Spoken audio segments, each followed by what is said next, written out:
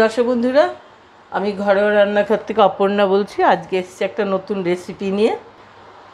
আমার কিছু লাদে পাও বানালে সেগুলো সবসময় যে খুব ভালো হয়, ইস্টের জন্য অনেক সময় খারাপ হয়ে যায়।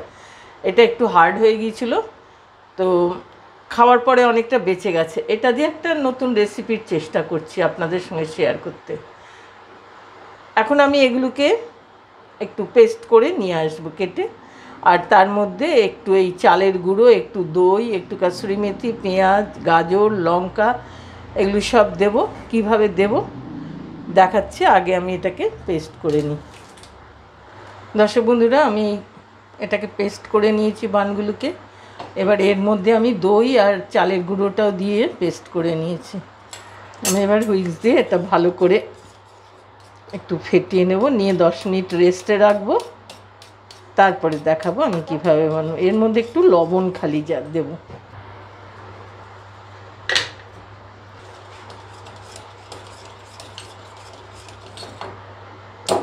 এবার এটা ঢেকে আমি 10 মিনিট রেস্টে রাখছি। আমি 10 মিনিট পরে ফিরে এলাম। এবার এই কসুরি মেথি রেখেছিলাম যে এটা এরপরে ছড়িয়ে দিলাম, লঙ্কাগুলো দিয়ে দিলাম। পেঁয়াজটা প্রথমে দিলে না ফেটে যাবে। এবার আমি একটা ইনো এতে দিয়ে দেবো। আমি ইনোটা দিয়ে একটু ফেটিয়ে নিচ্ছি, ফ্লপি হবে, হয়ে গেছে। এবার রেখে দিলাম। আমি একটু অয়েল ব্রাশ করে জল ছিটিয়ে মুছে নিয়েছি। এবার ব্যাটারটা দিয়ে দেখি।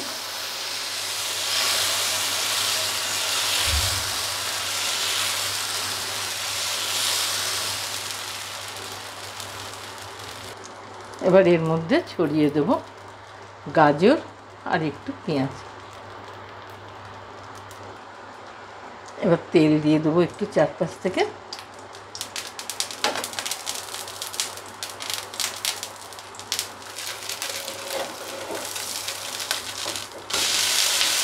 এবার একটা পিঠ ভাজা হলে আর একটা পিঠ উল্টে দিলাম।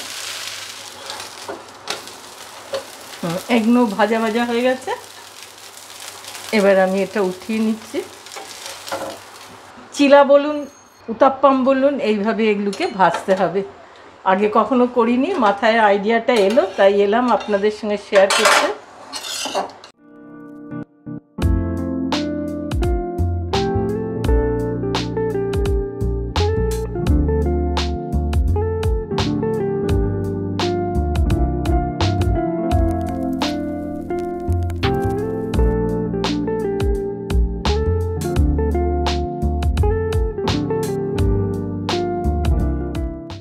দর্শক বন্ধুরা, আমি আজকের রেসিপিটা একদম সম্পূর্ণ নতুন এবং নিজের মনের থেকে চিন্তা করে এগুলো বানাচ্ছি।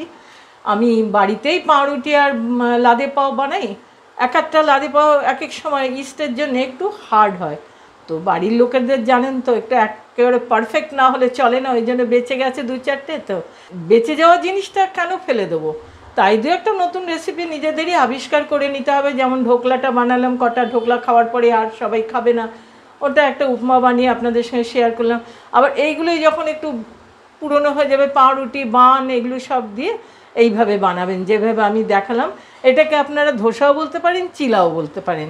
ভালো লাগলে বন্ধুরা নতুন রেসিপিটা লাইক করবেন, সাবস্ক্রাইব করতে ভুলবেন না। নতুন বন্ধুরা বেল আইকনটাও টিপে দেবেন। আর আমার পুরনো বন্ধুরা অনেকের সঙ্গে শেয়ার করবেন।